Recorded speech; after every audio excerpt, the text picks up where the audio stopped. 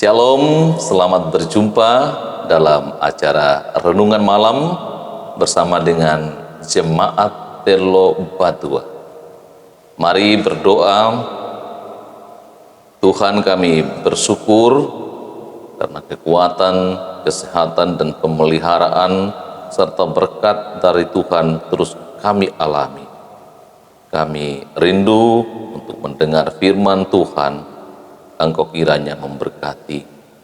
Roh Kudus, terangilah hati dan pikiran kami agar kami dapat mengerti, memahami, dan memelihara firman-Mu. Kami mohon ampun atas dosa kami, dan berfirmanlah Tuhan, kami telah siap mendengar. Di dalam nama Tuhan Yesus Kristus kami berdoa. Amin.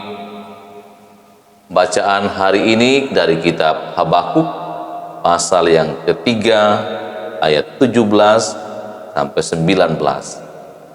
Kitab Habakuk pasal 3 ayat 17 sampai 19 berbunyi, sekalipun pohon ara tidak berbunga, pohon anggur tidak berbuah, hasil pohon zaitun mengecewakan, sekalipun ladang-ladang tidak menghasilkan bahan makanan, kambing domba terhalau dari kurungan, dan tidak ada lembu sapi dalam kandang. Namun aku bersorak-sorak dalam Tuhan, beria-ria di dalam Allah yang menyelamatkan aku. Allah Tuhanku itu kekuatanku. Ia membuat kakiku seperti kaki rusa. Ia membiarkan aku berjejak di bukit-bukitku. Amin. Demikian bacaan firman Tuhan. Saudara-saudara yang dikasihi Tuhan, hari ini saya beri judul renungan malam, senyum.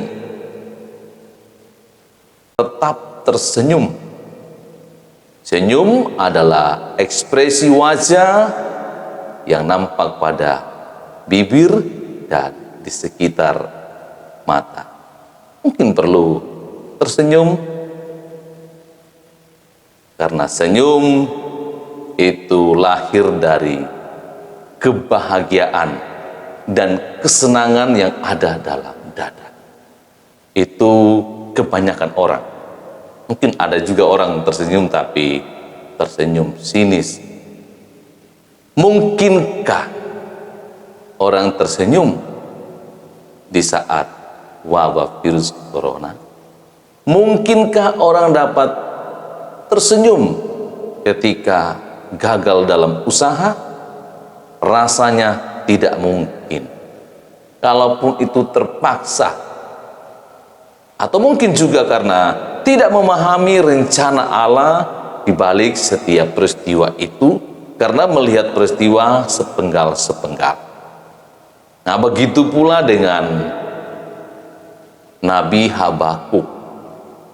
Nabi yang sempat bingung dengan cara Allah menghukum Yehuda, menghukum bangsa Yehuda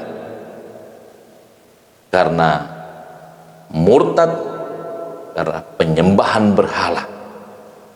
Bingung karena umat yang murtad dihukum oleh bangsa yang bejat, bangsa yang fasik, yaitu Babel. Memang bingungnya Habakuk itu karena melihat peristiwa-peristiwa penghukuman terhadap Yehuda itu mulai dari bangsa Mesir, dari Asyur, dan kemudian bangsa yang masa itu disebut bangsa yang termasuk adidaya, yang kuat, yaitu Babel dalam kepemimpinan Raja Nebukadnezar. Jadi dia bingung mengapa Tuhan melakukan semuanya ini, menghukum Yehuda melalui bangsa yang bejat. Ternyata ketika ia mulai memahami cara Tuhan secara utuh, tidak sepenggal-sepenggal. Ia mengerti ketika ia berkomunikasi dengan Tuhan, ada tanya jawab, bahwa justru nanti Tuhan akan menghukum orang yang jahat itu. Seolah-olah Allah membiarkan, mengizinkan peristiwa itu terjadi untuk menampakkan kejahatan mereka, yang kemudian itu menghukum mereka. Nah, mereka inilah, atau bangsa Babel inilah, yang membakar, menjarah, membawa tawanan ke Babel, bahkan 10.000 tawanan. Ada juga nabi yang lain terbawa. Habakuk bersyukur karena ia diselamatkan. Ia mendengar apa yang dikatakan Tuhan.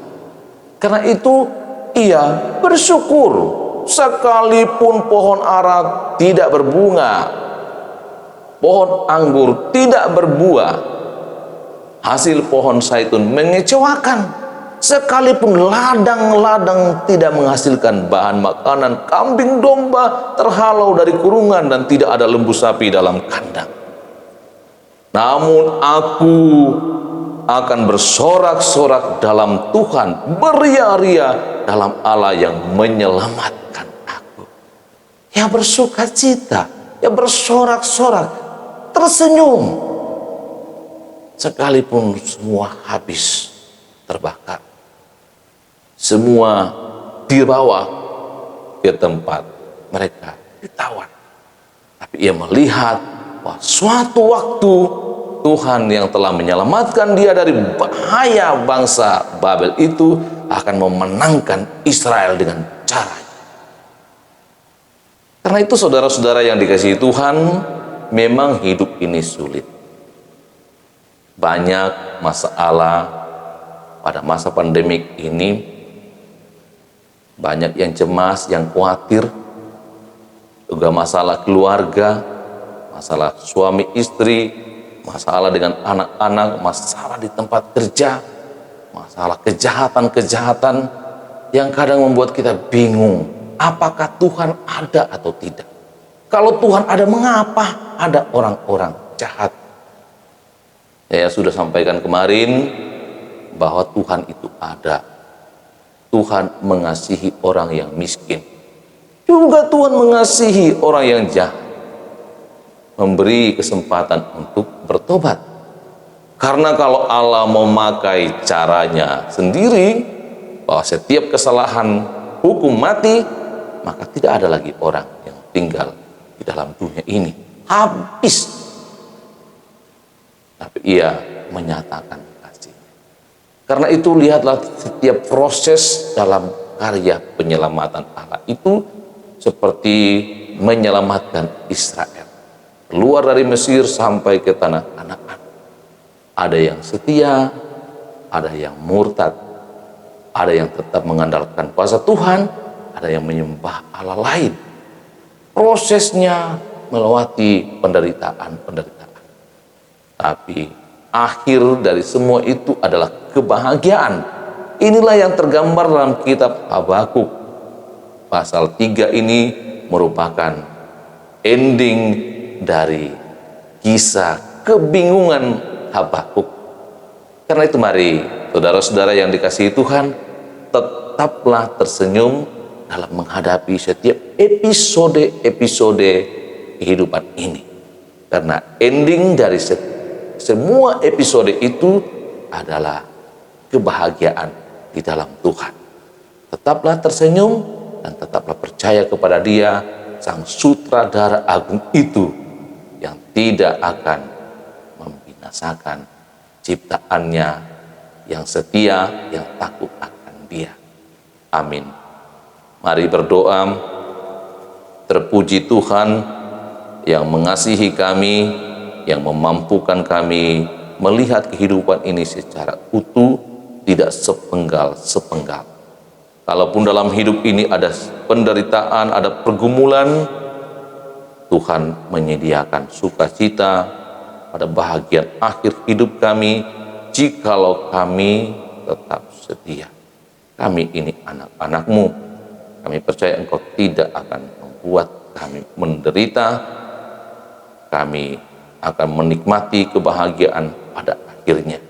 Sekalipun penderitaan harus kami tanggung karena Kristus, kami percaya kesudahannya adalah sukacita. Engkau memberkati jemaat.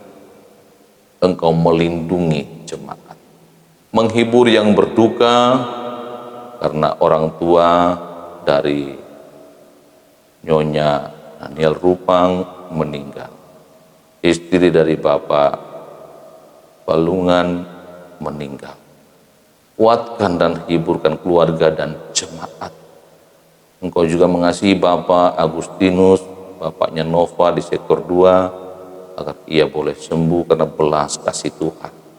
Engkau menyertai semua jemaat, sahabat-sahabat dunia maya, atau yang terus dan sering menonton video ini, renungan, bahkan renungan-renungan dari sahabat-sahabat hamba Tuhan yang lain. Biarlah kami semua bersuka cita di dalam Tuhan dalam menjalani hidup ini, dan dapat melihat dengan iman segala proses yang Tuhan nyatakan bagi kami. Mohon ampun Tuhan atas dosa kami. Terima doa kami yang kami naikkan kepadamu di dalam nama Tuhan Yesus Kristus. Amin.